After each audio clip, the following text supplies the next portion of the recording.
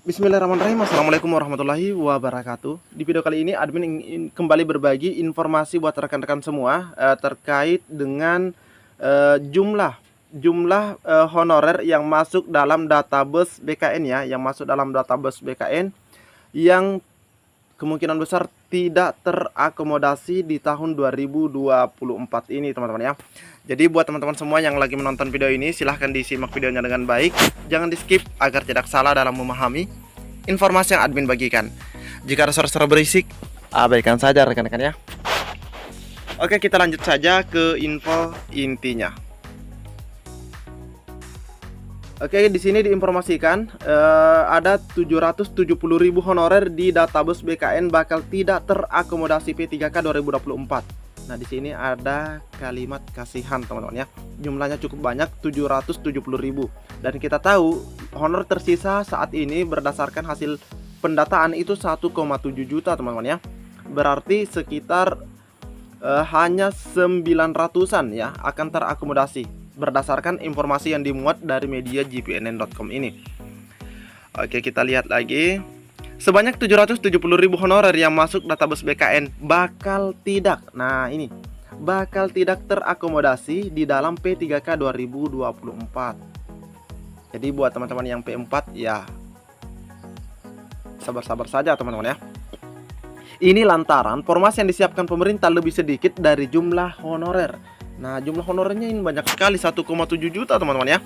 Nah, nanti kita ini ada angkanya di bawah.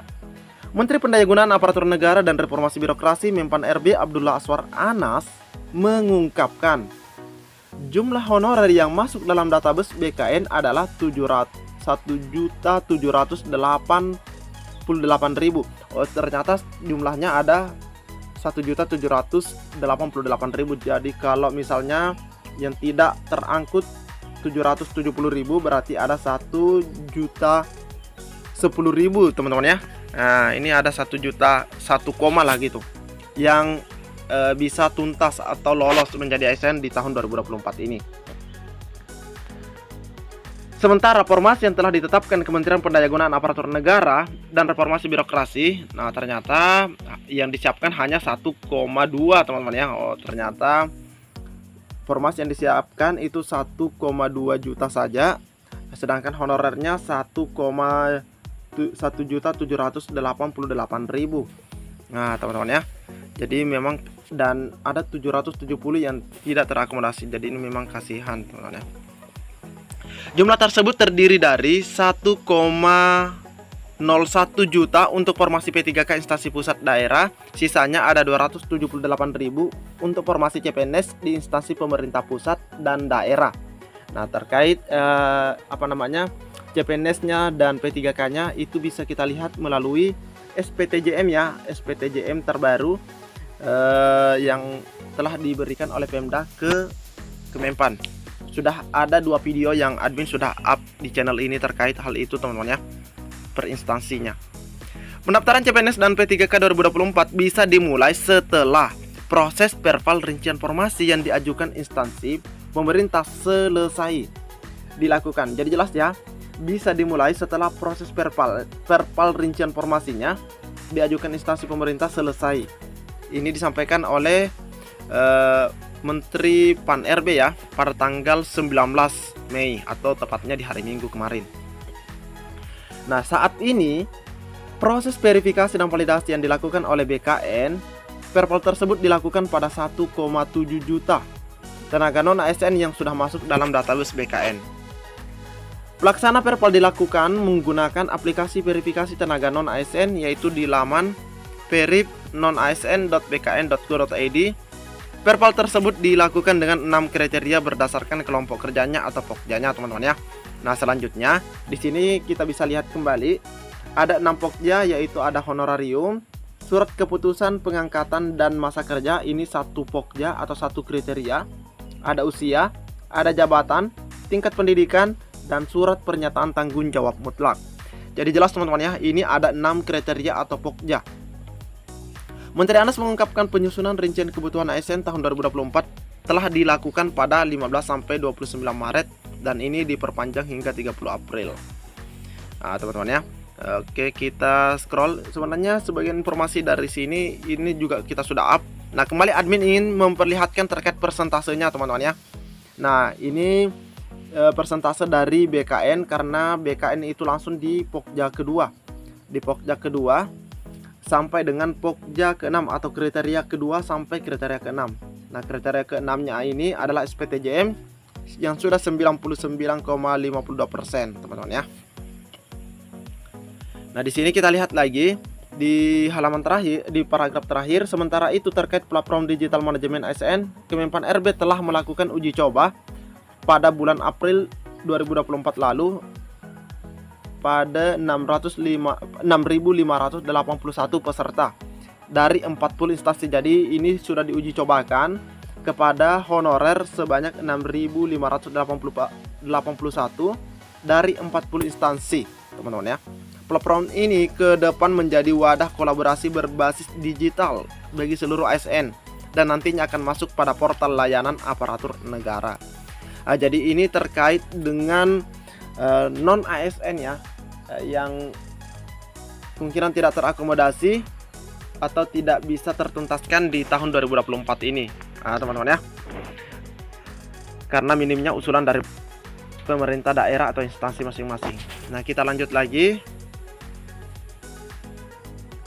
Nah, selanjutnya admin juga akan bagikan informasi dari media sosial ya, Badan Kepegawaian Negara. Kita scroll dulu ke bawah teman-teman ya.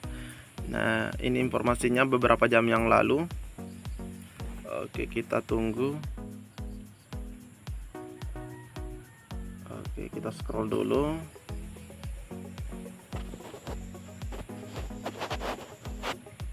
Ini sinyalnya kurang ini teman-teman ya.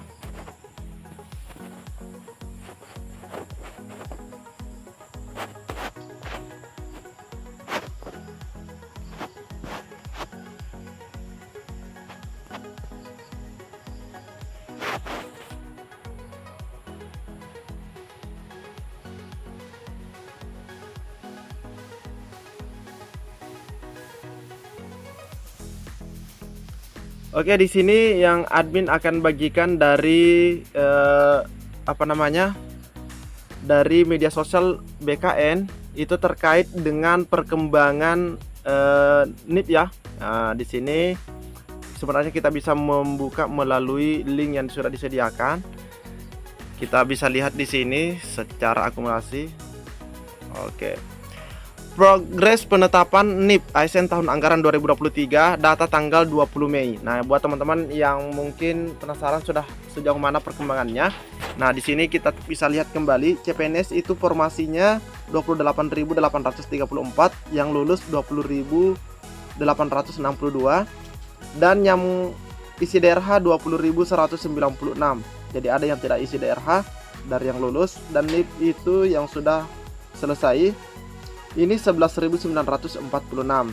Selanjutnya ada tenaga kesehatan dari 166.595 formasi yang isi DRH hanya 124.936.